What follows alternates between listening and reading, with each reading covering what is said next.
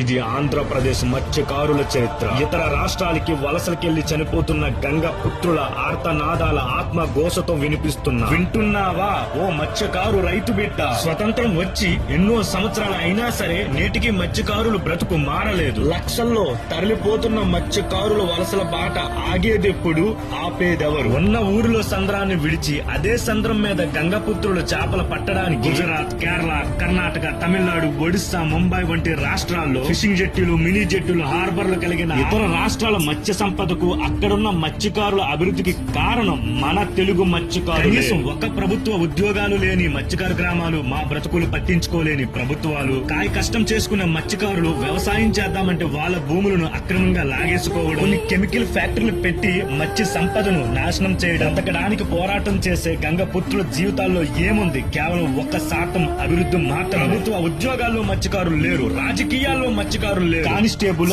Army, ఉపాధ్యాయులు, university, bank ఉద్యోగాల్లో మత్స్యకారులు లేరని మీ అందరికీ తెలుసు. భారతదేశంలో 18 నుంచి 20 రాష్ట్రాల్లో మత్స్యకారులు తల ఎత్తుకుని గర్వంగా బ్రతుకుతుంటే ఆంధ్రప్రదేశ్ రాష్ట్ర మత్స్యకారులు మాత్రం వేరే రాష్ట్రాల్లో తల దించుకుని బ్రతుకుతున్నారు. కానీ ఏదో ఒక రోజు మా మత్స్యకారు జీవితాల్లో ఆ మహావిష్ణు మత్స్యావతారంలా, భీష్మన ఉగ్ర రూపంలా, గంగపుత్రుల కన్నీటి శోక సంద్రము నుంచి సముద్రం ఉప్పొంగినట్టు ఎగసపడే ఆ గంగమ్మ తల్లి సాక్షిగా బ్రతకడం కోసం పోరాటం చేస్తూనే ఉంటాం. జై గంగపుత్ర, జై హింద్.